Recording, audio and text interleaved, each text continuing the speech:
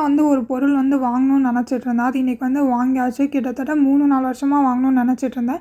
ஏன்னா நான் வந்து காலேஜ் போகும்போது ஒரு பர்ஸ் வந்து வாங்கினேன். அதுக்கப்புறம் வந்து நான் வாங்கணும்னு நினச்சிட்ருந்தேன். பட் வந்து வாங்கவே இல்லை. ஸோ பேக்குள்ளே அப்படியே அமௌண்ட்டை போட்டு வச்சுருவேன். ஸோ கசகசன்னு என்ன அப்படின்னா ஐடி கார்டு, சீப்பு, அப்புறம் என்னோடய திங்ஸ் எல்லாத்தையுமே போட்டு காசையும் வந்து போட்டு வச்சுருவேன். ஸோ ஒரு டைம் வந்து எடுக்கும்போது எல்லாமே பர்ஸ் வாங்கணும்னு நினைக்கிறது. ஸோ ஏதோ ஒரு காரணத்துக்காக வந்து தள்ளி தள்ளி போட்டுறது. ஸோ அதனால் வந்து இந்த பர்ஸ் தான் வந்து எனக்கு பிடிச்சிருந்துச்சி. அது வந்து ₹90 தான். பட் வந்து அது கேர்ள் எப்படி சொல்கிறதுனா வந்து ஒரு சின்ன பிள்ளைத்தனமாக இருக்கும். பட் வந்து அது பார்க்க ரொம்ப க்யூட்டாக இருந்துச்சுன்னு வாங்கினேன். அப்புறம் வந்து அம்மா வந்துட்டு மதியானத்துக்கு வந்து உருளைக்கிழங்கு குழம்பு, ரசம் இதெல்லாமே வந்து வச்சுருந்தாங்க. அப்புறம் வந்து மாவாட்டுறதுக்கு வந்து ஊற போட்டிருந்தாங்க. நாங்கள் மோஸ்ட்லி வந்து கடையில் வந்து வாங்க மாட்டோம். ஸோ எப்போவுமே வந்து வீட்டிலே ஆட்டிவிடுவோம். அப்புறம் வந்து நாளைக்கு வீக்கெண்ட் அப்படிங்கிறங்காட்டி வந்து எப்படியோ வந்து ஜாலியாக வந்து ஆஃபீஸ் போயிட்டு வந்தாச்சு. ஸோ வாங்கின பர்ஸில் வந்து மணி எல்லாத்தையுமே போட்டு வச்சுட்டு எல்லாத்தையுமே வந்து வச்சுட்ருந்தேன். ஸோ இதுதான் இன்றைக்கத்தோட விலாகு. இந்த வீடியோ பிடிச்சிருந்தா மறக்காமல் லைக் பண்ணுங்கள்.